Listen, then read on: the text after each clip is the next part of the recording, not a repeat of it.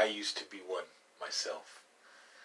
See, it's very easy to fall victim to a conspiracy theory because we're hardwired to do so. Our brains, through many years of evolution, developed the frontal lobe part, which helped us to be able to develop stories, narratives, and the human that inherited the trait where they were able to communicate stories or interpret stories or create stories, recite stories, understand stories, allowed them to survive, and they passed that gene on. And that gene still lives in us today. It's what compels people to be guided by mythos, religion, things of that nature. It's Psychology 101, Gestalt's principle of closure. If you have a dotted line in the shape of a circle, we automatically will fill in the blanks, connect the dots. A lot of conspiracy theorists will use the phrase connecting the dots. They're connecting the dots. And if you think about it, ironically, it's a very good analogy, because connecting the dots means that you yourself are filling in the empty spaces. You yourself are closing the gaps, whether you're using a pencil or a pen or just your imagination to fill in the shapes. And that's what happens to a conspiracy theorist, is they're using their instincts. Basically, it's not wrong to say they're following their instincts, because your instincts that you inherited is what allows you to fill in the blanks. Because early man, when he developed the ability to create a narrative in his mind, was able to surmise that footprints of an animal meant that an animal might walk by there again. And when he was able to piece that little story together in his brain, he was able to wait in the bushes for the animal to come by and they could kill it, and that was their food.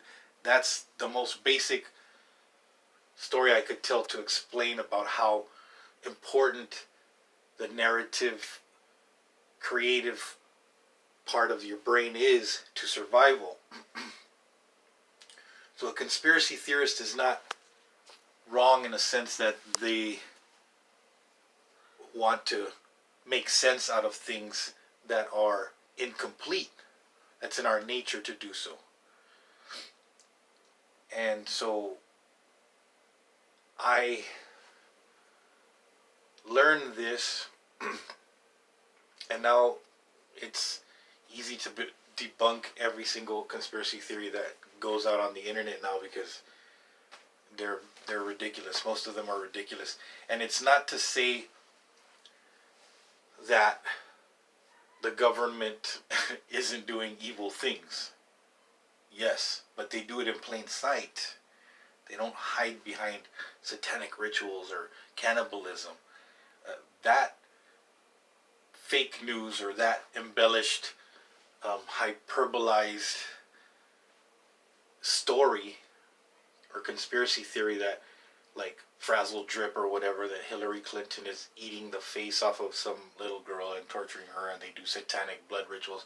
All that, those fake stories come from the truth that capitalism and the elite feed off of the blood, sweat, and tears of the working class. Now, you say the phrase blood, sweat, and tears, and a conspiracy theorist twists the truth a little bit to make it more sensational. Okay, also, these people on the upper echelon survive off of the blood of the people down here. Ooh, what if they drank their blood for real? It's how the story of vampires and everything comes into fruition.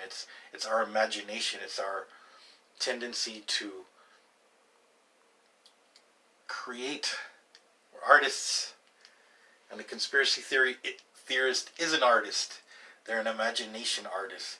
They create tales like Stephen King, you know.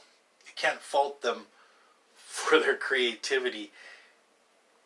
But I pick on them because if they don't realize the internal happenings of their thought process or why they're believing this, then it can be dangerous, because when you believe this without acknowledging that everything we believe is just a narrative that people live according to, thus manifesting itself, then the wrong collective narratives come into existence. Wherefore we find ourselves in a situation we're in now, where Donald Trump is president of the United States, and there's a deadly virus sweeping the globe, pandemic. Like, all this is happening because the collective narrative allows us all to live in accordance with the reality that, or the experience that allows this reality to exist.